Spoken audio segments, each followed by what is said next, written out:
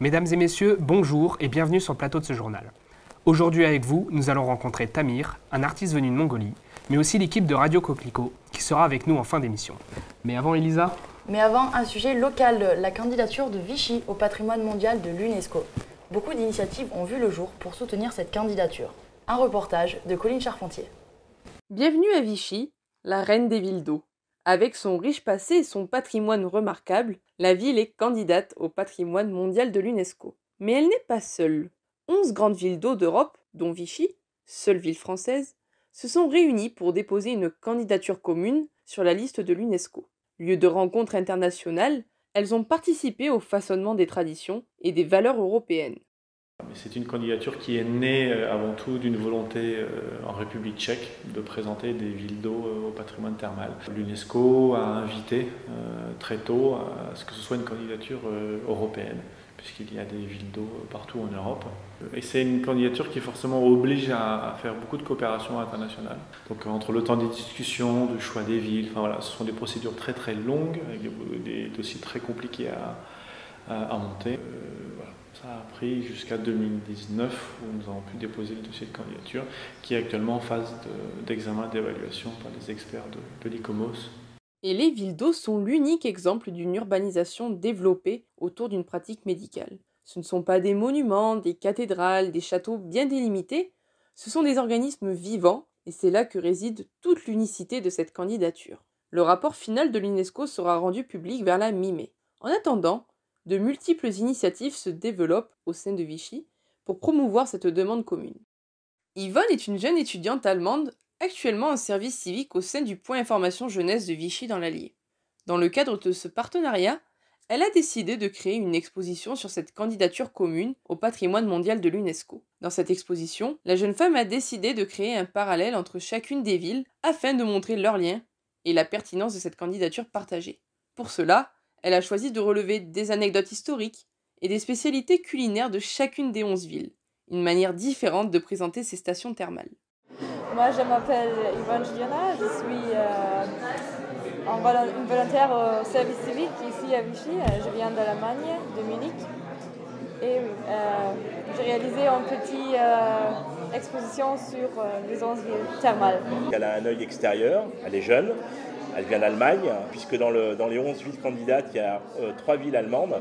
Lui donner carte blanche pour organiser, préparer, créer une exposition dédiée à ces 11 villes. On trouvait que c'était très pertinent. Alors nous, on est très contents du résultat, donc ça fait quelques mois qu'elle travaille dessus, d'arrache-pied, et c'est important pour nous de voir se concrétiser le travail qu'elle a fait pendant toutes ces semaines. Et c'est un beau résultat, très beau résultat.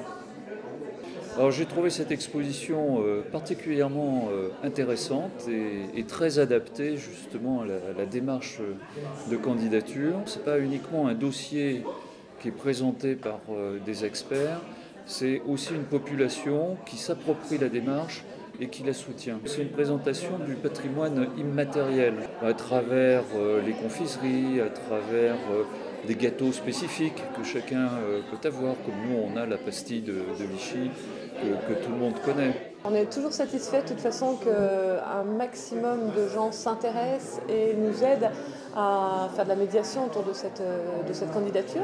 D'une envergure internationale, c'est toujours intéressant.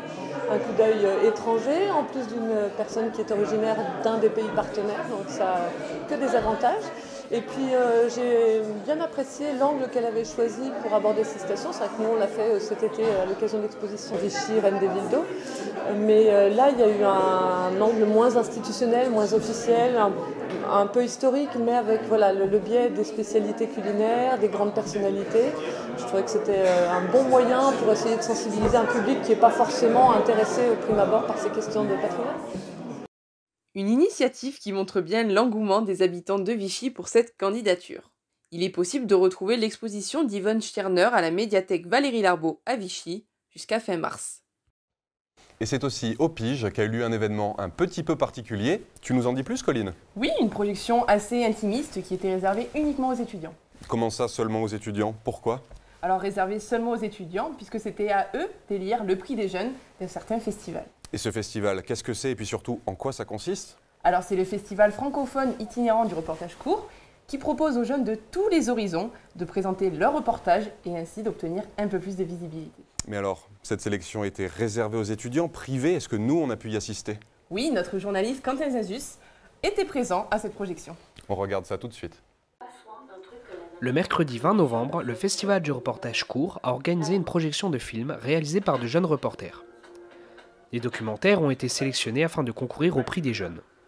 Ce soir-là, des étudiants de Vichy se sont réunis au point information jeunesse afin de voter pour leur film préféré. Du coup, moi, le film que j'ai préféré, c'était le film sur les mangroves.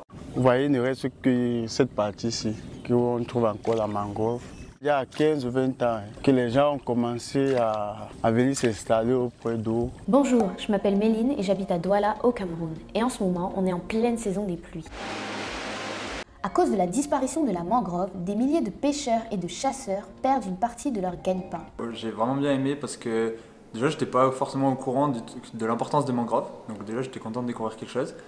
Et puis, je trouve que la fille, elle avait vraiment bien expliqué, elle était vraiment claire. Elle avait même fait des origamis. Je trouvais ça super sympa de faire tous ces petits schémas en origami et tout. Et du coup, ouais, j'ai trouvé son reportage était vraiment clair et super bien fait. Et moi, le film que j'ai préféré, c'est sur les mangues en Guinée, parce que celui qui fait ce film-là, il nous amène vraiment dans son univers. Salut, je suis Sali Bilaliso et je vous parle de la Guinée. Avec les haut-parleurs, je vous amène sur les routes de mon pays. On va voir des paysages de fous, découvrir les richesses de la Guinée et rencontrer des jeunes qui se battent pour améliorer leur quotidien. C'est parti. Voilà, il nous dit je vais vous emmener dans tel village en Guinée, il nous fait découvrir ce qui se passe là-bas et on est vraiment dans le truc, quoi. On est avec lui et on découvre des choses, il nous parle de sujets que on ne pensait pas. Cette fois, je pars au paradis des gourmands, à Kindia, la ville des fruits. Mais malheureusement, ces délices finissent souvent gâchés à pourrir sur le sol, car on manque de moyens pour les commercialiser. Alors, il faut que ça change. Allez, je vous embarque. Là-bas, c'est des sujets dont on ne parle pas et je trouve ça très intéressant. Moi, j'en ai vraiment appris plus et j'ai découvert des choses. Les reportages ont été diffusés jusqu'au 20 décembre dans différents lieux du département et plusieurs d'entre eux ont été récompensés. Ces deux films ont été récompensés lors du festival francophone itinérant du reportage court proposé par l'association Sur les pas d'Albert Londres. Mais cette association, Quentin, tu peux nous en parler ? Alors oui Elisa, cette association, elle tient son nom du célèbre journaliste Albert Londres. Né à Vichy au début du XXe siècle, il est considéré comme le père du journalisme moderne. Et c'est cette soif de découverte que continue de faire vivre l'association. Et justement, ce festival met en avant de jeunes reporters venant des 4 coins du monde. Il s'est déroulé du 9 au 15 février dans tout le département de l'Allier. Nous vous proposons de regarder ça en images avec un reportage signé Hugo Hahn. Le festival francophone itinérant du reportage court, créé par l'association Sur les pas d'Albert Londres, met en avant le travail de jeunes reporters venus des 4 coins du monde. À cette occasion, de nombreux documentaires sont diffusés au public et sont également proposés des ateliers et des débats autour de la francophonie et du travail de journalistes face aux enjeux du monde moderne. Le climat était le grand thème de cette année et parmi les nombreuses projections, un documentaire sur la déforestation en Indonésie. Pour Emmanuel Coclou, le réalisateur, le film documentaire est une arme pour toucher un large public et inciter à l'action. L'idée pour moi au départ n'était pas de faire du documentaire de création, parce que je suis issu du documentaire de création entre autres, c'était de faire un film large public. Donc c'est un film qui est entre du carnet de voyage, de l'investigation documentaire et du film animalier sur une version de 26 minutes qui laisse la place à du débat derrière et à de l'échange. Quand on coupe des arbres, du CO2 est libéré dans l'atmosphère. Quand on assèche des tourbières, du méthane s'en échappe. L'Indonésie est le 3e pays émetteur de gaz à effet de serre au monde.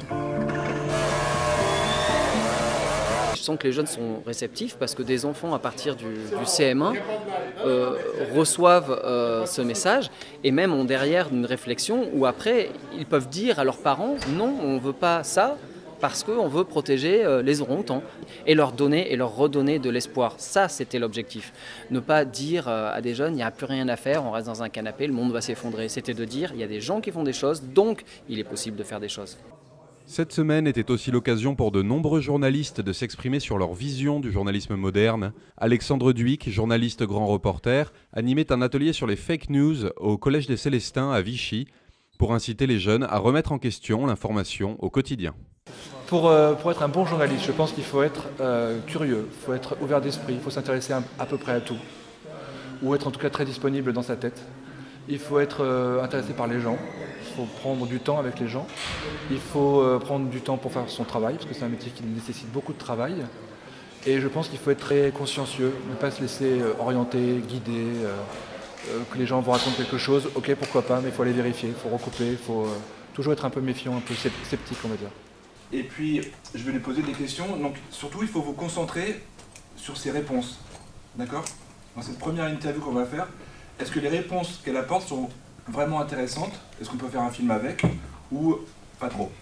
Le festival s'est achevé par une remise de prix attribuée aux documentaires qui participaient au mieux à la prise de conscience climatique et présentaient de manière éclairée les enjeux actuels concernant l'environnement. Méline Ménard, une jeune journaliste, a été récompensée par le prix de l'Office franco-canadien de la jeunesse pour son reportage sur les mangroves. Ce qui m'a donné envie, c'était vraiment les questions d'écologie et d'environnement parce qu'on en parle beaucoup, mais on n'agit pas énormément. Ici, quand il pleut, c'est la catastrophe. Les gens perdent le peu qu'ils ont, les infrastructures en prennent un coup, et c'est difficile pour tout le monde de se déplacer dans la ville. L'objectif du film, c'était surtout de pointer du doigt le fait que la mangrove est très importante dans la préservation de l'environnement et surtout des habitations. Parce que en fait, si on détruit la mangrove, on détruit notre pare-feu pour limiter les inondations, les tsunamis et toutes les catastrophes naturelles qui peuvent arriver dans le monde. Donc du coup, c'était vraiment un reportage pour pointer du doigt le fait qu'on ne prend pas assez soin de la mangrove et aussi apporter des solutions qui sont faites dans le monde. Donc voilà, un peu partout dans le monde, les gens en prennent conscience et ça bouge. Voilà. Le président de l'association Sur les pas d'Albert Londres nous a donné son ressenti sur le festival, qui reviendra l'année prochaine avec comme thème le sport et la culture. Une nouvelle occasion donc pour les jeunes reporters francophones de faire parler d'eux. C'est un festival qui a été ouvert sur le monde, francophonie, sur les océans, avec une qualité des films qui ont concouru très importante. Et ce festival va devenir un élément important du territoire Auvergne-Rhône-Alpes. Et avec le CAVILAM et les formations universitaires, eh bien, nous pouvons faire rayonner notre territoire. Et je dis tout cela avec beaucoup d'humilité. Un tout autre sujet maintenant. Connaissez-vous Radio Coquelicot? C'est ce qu'on a décidé de vous faire découvrir avec nos deux invités aujourd'hui. Emma, bonjour, vous êtes étudiante en journalisme, vous travaillez chez Radio Coquelicot, vous animez des émissions de radio depuis maintenant 5 mois. Exactement. Grégory, bonjour, étudiant également, vous proposez des animations et des chroniques sur Radio Coquelicot. C'est ça. On va revenir vers vous pour en parler, mais avant, Colline. Mais avant, nous sommes allés à Ébreuil. Nous vous proposons de découvrir les studios de cette radio associative.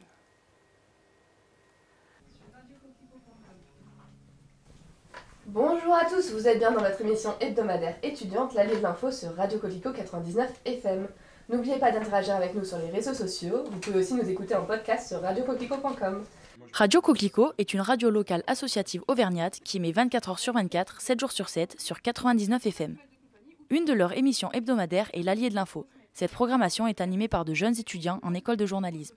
C'est un exercice qui est hyper compliqué, animer une émission de radio chaque semaine, c'est-à-dire qu'il faut produire du contenu, c'est-à-dire qu'il faut absolument être aussi à la veille de tout ce qui se passe dans le monde, mais aussi bien en local, en proximité qu'à l'international, et aussi avoir de la créativité, aussi bien dans l'écriture de chroniques que dans le montage de reportages.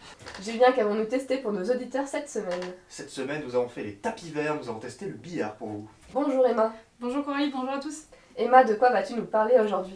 Eh bien, je vais vous parler d'un peu de tendresse aujourd'hui et de câlin.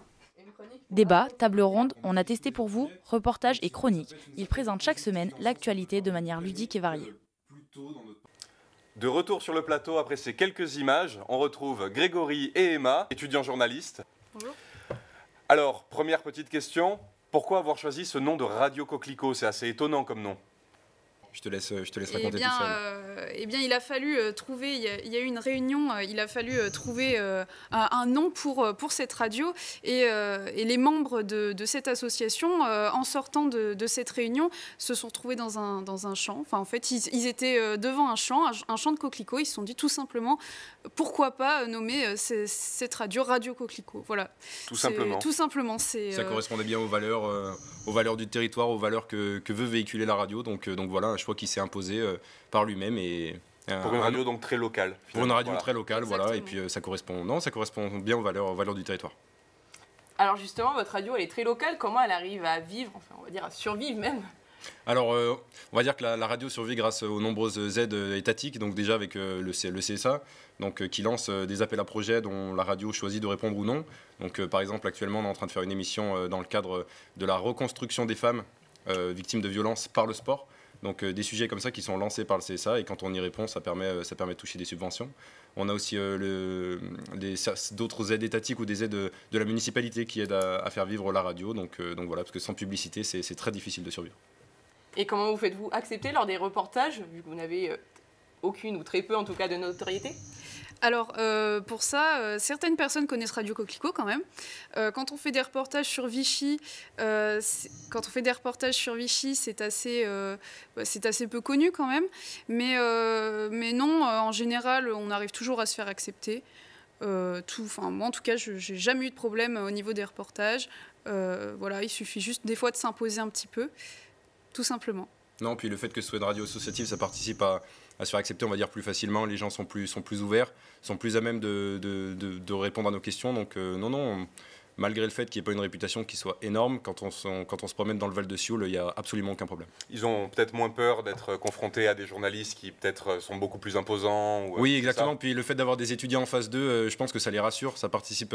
Ils se disent, tiens, c'est pas des professionnels, donc je peux me permettre de faire une erreur. Comme nous, on va pouvoir faire certaines erreurs. Donc non, ça participe à instaurer une bonne atmosphère. Un côté beaucoup plus humain, donc. Voilà, exactement. Et alors, finalement, comment vous faites pour développer cet audimat, puisque vous dites que peu de gens vous connaissent, notamment sur Vichy, sur QC, dans la région. Comment vous faites pour développer cette audience?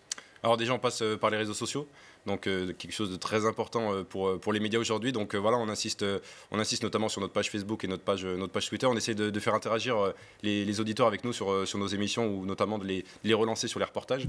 Donc c'est un aspect qui est primordial. Et sinon, après, on va dire que la publicité la plus importante de Radio Coquelicot, c'est tout simplement le bouche à oreille. Les gens en discutent entre eux en disant tiens, moi je passe à la radio. Parce que quand on fait un reportage, les gens veulent écouter ce qu'ils ont dit. Donc ça participe à instaurer un certain échange, et on en discute et on gagne de l'audimat chaque semaine. Voilà, puis aussi, faut savoir qu'il y a beaucoup d'émissions, beaucoup de diversité. Par exemple, on a une émission de musique, une émission de cinéma, de l'actualité.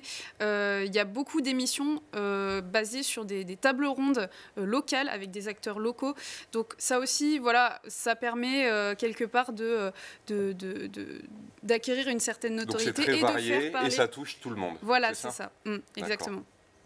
Bon, et bien à présent, nous connaissons davantage votre système de fonctionnement. Nous saluons l'énergie et la passion que vous mettez dans chacune de vos émissions, et nous espérons évidemment vous avoir amené quelques auditeurs. Mais maintenant, après Ébreuil, nous allons vous faire voyager, puisque nous allons vous faire découvrir Tamir, un calligraphe mongol qui est venu à Vichy partager sa passion et son art.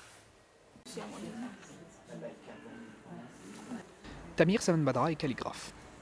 Il a fait un long voyage depuis Oulan-Bator, capitale de la Mongolie, pour enrichir son art. Si dans son pays le milieu artistique est difficile d'accès, dans l'Allier c'est différent. Le 1er décembre, l'artiste proposait une démonstration de calligraphie. Bon, dans la calligraphie, ce que je fais, pour moi c'est important, le moment instant. Et c'est pour ça que ma calligraphie, il se passe dans quelques instants.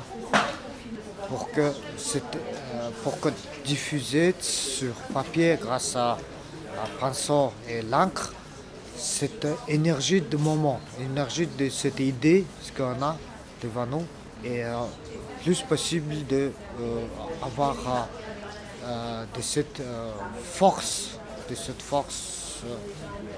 d'instant. Moi, je suis venu à Vichy, et le Vichy, c'est une ville de eau thermale qui soigne les gens. Et l'eau, c'est une source de la vie. Moi, je trouvais que c'est une très belle idées, mouvements pour calligraphier. Je sentis que c'est essentiel dans cette moment, ici, là, maintenant. C'est le sentiment qui me dirige souvent. Quand je travaille sur calligraphie, plus possible, je suis ce que je sens. Je ne calcule pas, je ne planifie pas. Et pour la calligraphie que j'ai fait, et c'est exactement ce que mon pinceau il veut montrer. Et je le suis. J'essaie de travailler direct avec dans ce moment ce que je me ressens à l'intérieur. C'est ça qui est le plus important pour moi. Le partenariat entre la région Auvergne et la Mongolie a permis à Tamir d'exposer ses œuvres à la galerie Estampar Tabeo, située à Vichy du 1er au 15 décembre 2019. Et c'est sur cette note artistique que s'achève notre journal. Merci de nous avoir suivis et à bientôt. Hasta luego. Auf Wiedersehen. See you. Arrivederci. C'est rigolo. Ça passe.